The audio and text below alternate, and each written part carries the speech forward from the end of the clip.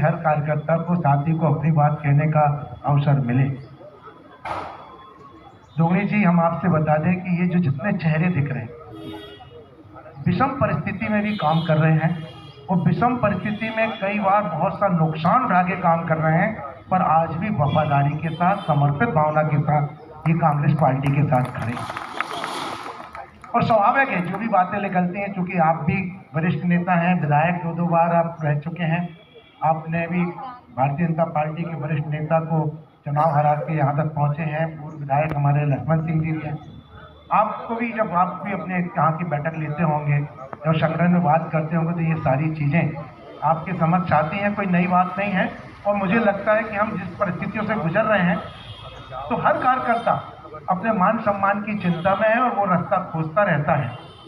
ये बात ठीक है कि वो कई बार आक्रोश अपने मंच के हिसाब से कहता है, कई बार कहता है। तो मैं तो एक निवेदन जरूर करूँगा, और मेरी लंबे समय से प्रदेश कांग्रेस कमेटी में मांग रही कि हमारे अनेक वहाँ पर विभाग हैं, अनेक हमारे वहाँ पर कार्यालय हैं, विभाग के कमरे हैं।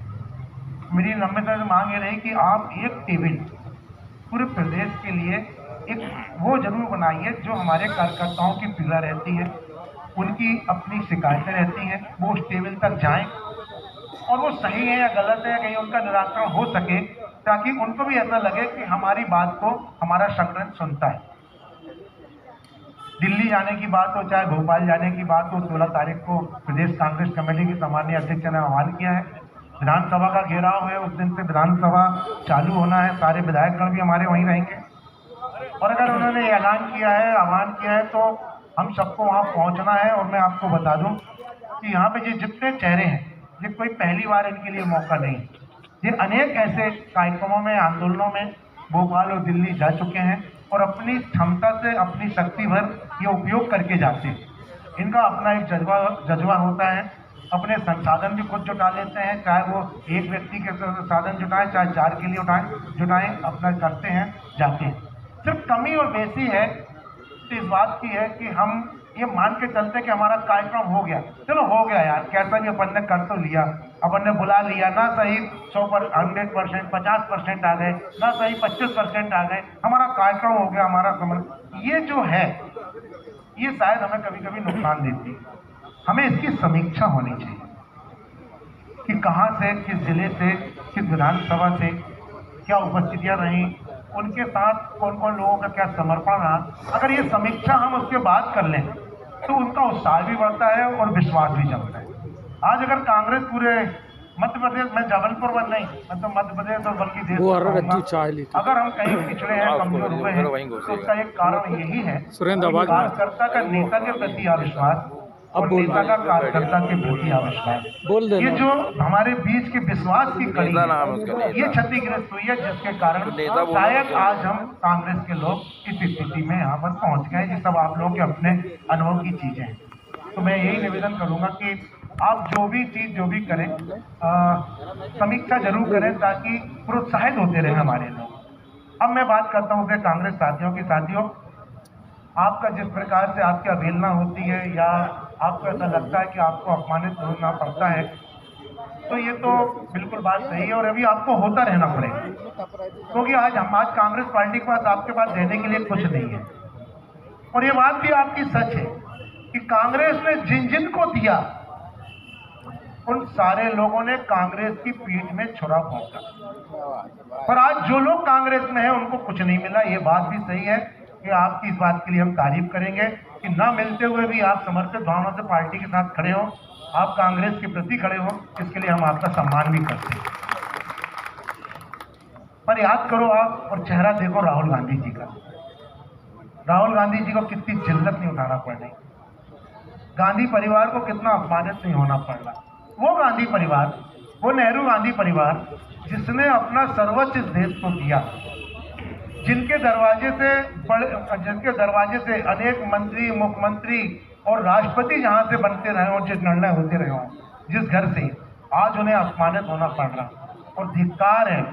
अभी 2 दिन पहले की बात है, राहुल गांधी जी अपोजिशन लीडर हैं, इस देश के नेता प्रतिपक्ष हैं, अगर संभल जाना चाहते हैं तो उनको जाने नहीं मिल रहा, जबकि एक अधिकार है अगर जितने अधिकार प्रधानमंत्री के पास हैं उतने ही अधिकार अपोजिशन लीडर के पास हैं, नहीं मिल रहा। आप समझ रहे हो ना, एक छोटा सा पुलिस सिपाही जहां पर हम और आप भी नहीं फटक पाते, एक छोटा सा सिपाही भी हमारी प्रियंका गांधी से हुज्जत करते हुए दिखता है, राहुल गांधी जी से हुज्जत करते हुए दिखता है। और तो और भरी सदन में कहा गया कि ये देशद्रोही हैं।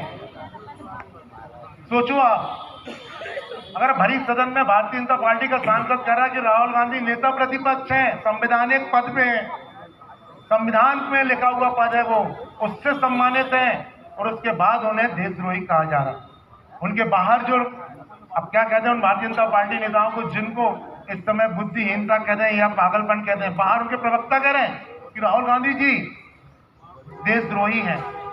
आप सोचो ये कितना छोटा मोटी बात थोड़ी है, ये अपमान है। अरे संज्ञान में लेना चाहिए राष्ट्रपति जी को कि संविधान के खिलाफ बात हो रही है, नेता प्रतिपक्ष को देशद्रोही बोला जा रहा है, और अगर नेता प्रतिपक्ष देशद्रोही है तो देश के प्रधानमंत्री देशद्रोही कैसे नहीं हो सकता? अगर संविधान में व्यवस्था है तो क्या कर रहे हैं देश में? क्या राष्ट्रपति को इस बात को संज्ञान नहीं लेना चाहिए? क्या प्रधानमंत्री को अपने सदन में बात सुनना चाहिए? क्या प्रधानमंत्री का यह अधिकार नहीं है, यह दायित्व नहीं है कि वो खड़े होकर बोले कि नेता प्रतिपक्ष को आप ये बोल रहे हो? नहीं, बल्कि लोकसभा का अध्यक्ष उस व्यक्ति को ज्यादा बोलने का समय देता है जो राहुल गांधी को देशद्रोही कह रहा है। ये चीजें हम कभी हम कुछ अपमानित नहीं हुए। अरे जो अपमानित हो रहे हैं हमारे वो नेताओं की आप सोचो, जिनके पास सब कुछ था और आज उनको किस प्रकार से अपमानित किया जा रहा है। और ये अपमानित किया क्यों जा रहा है? ये इसलिए किया जा रहा है और इसलिए हो रहे हैं हम कि हम कहीं ना कहीं कमजोर हैं। सत्ता इस बात को समझ चुकी है कि अब आप कांग्रेस के लोगों में वो क्षमता स्थितियां नहीं बच रही, या वो कमजोर हैं कि हम इनके नेता को कितने अपमानित कर लें, कुछ भी कर लें, कुछ नहीं होने वाला। उन्होंने इस बात को समझ लिया और मीडिया इस समय साथ में है। आज 16 तारीख का जो प्रदर्शन है ये उसी एक कड़ी में भी है।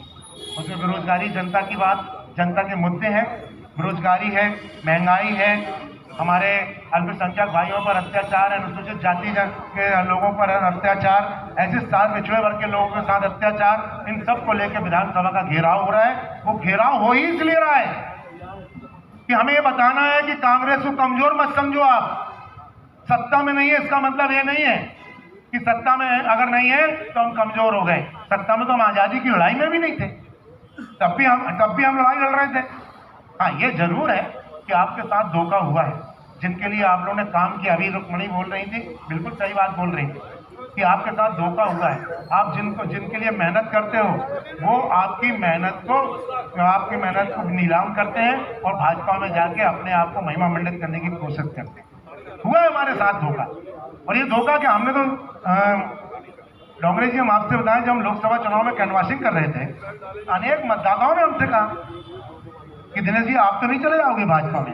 ये लोगों की मानसिकता बन चुकी है। तो ये अपमानित तो हमें अपमानित होना पड़ रहा है, पर ये समय ही है जब हमें अपनी शक्ति और ताकत को समझना पड़ेगा। एक चीज जरूर आप लोगों की मैं कहना चाहता हूँ कि आप प्रभारी हैं, आपने सारी चीजों को देखा, आप खुद अपने जिले में नेतृत्व कर रहे हैं।